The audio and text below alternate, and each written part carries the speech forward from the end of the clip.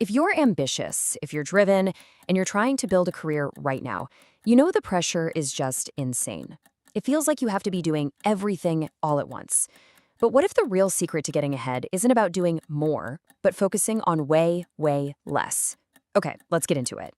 So, does this sound familiar? Your calendar is jammed, your notifications are just constantly buzzing, you're working flat out all day, but then you get to the end of it and you have this nagging feeling that you haven't made any real progress on what actually matters.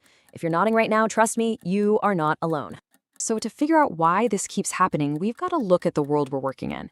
It's less of an office and more like a digital battlefield where everyone and everything is fighting for your most valuable asset, your attention. And here it is. This is the absolute core of the problem. Our entire digital world, from our phones to our laptops, has basically conditioned us to scan, to multitask, to keep a million tabs open, both in our browsers and, in our brains. We've been trained to look at everything all at once. And this one habit, it's quietly wrecking our careers. The source material has a great name for all these distractions: the trees and fields. Just think about your day for a second. What are they? Oh, they're that never-ending flood of emails, right? The constant pings from Slack, the multiple projects that are all somehow labeled urgent, that 5-minute scroll through social media that turns into 20, and yeah, those back-to-back meetings that just eat your entire day. Those are the trees and fields of your career. And all this time spent dealing with the trees and fields, it creates this powerful illusion of busyness. But here's the hard truth. Being busy is not the same thing as being effective. In the actual cost of all this distraction, it's huge. Okay, so check this out. This slide just lays it out perfectly. On the left, you have scanning the field. That's when you're just reacting to everything that comes at you. Your attention is split, you feel totally overwhelmed, and your progress on the big stuff is just painfully slow. But on the right, aiming at the target. Now we're talking. This is proactive work, it's fueled by deep focus, you feel in control, and you're making real, meaningful progress. I mean, the difference is just night and day, right? And look, the source material does not pull any punches here.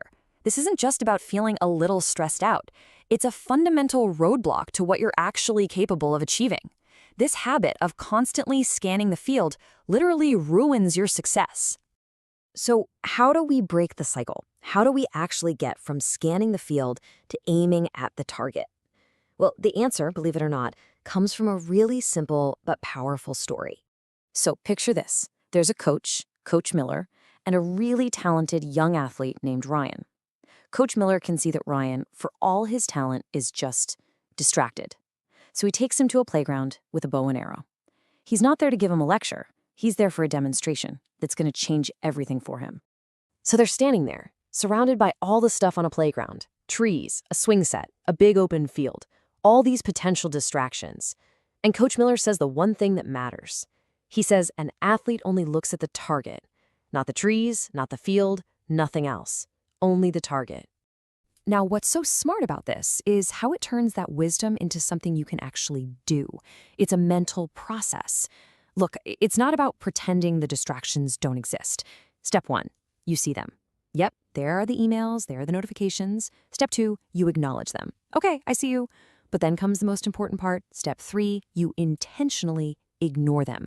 And step 4, you lock your gaze back onto the one thing that matters, the target. This is an amazing method, but let's be real. It only works if you know what your target is in the first place. So let's get practical. Let's apply this to your career.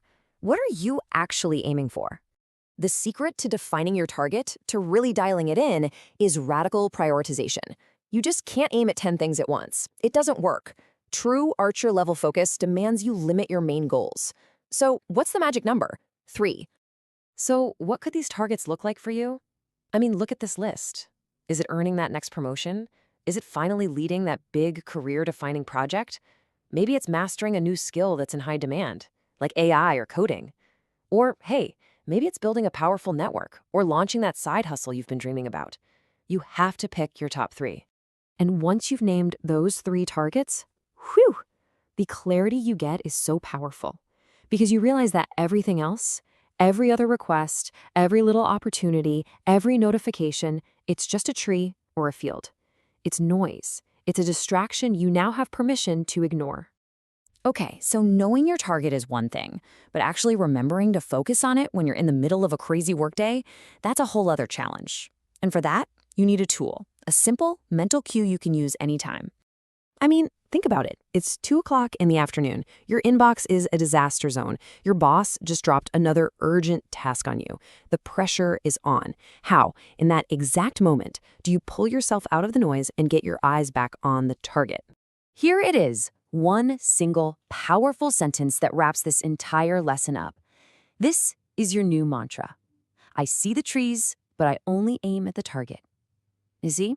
It acknowledges the distractions and then immediately declares your real intention. And this isn't just some feel-good phrase, It's a practical mental tool. It's a cue designed to help you instantly filter out all that noise and recenter your focus on what you decided truly matters for your career. And you should absolutely use this thing tactically. Before you even open that chaotic inbox in the morning, say it to yourself. A Slack notification pops up trying to pull you away from your work? Say it. You feel that wave of overwhelm about to crash down on you? Just take a breath and repeat the mantra. So, let's finish with a challenge. You have the method, you have the mantra. Now it's time to put it into action. I want you to think about your day tomorrow. What is the very first tree? The first non-essential distraction that you are going to consciously and intentionally ignore to keep your eye on the target?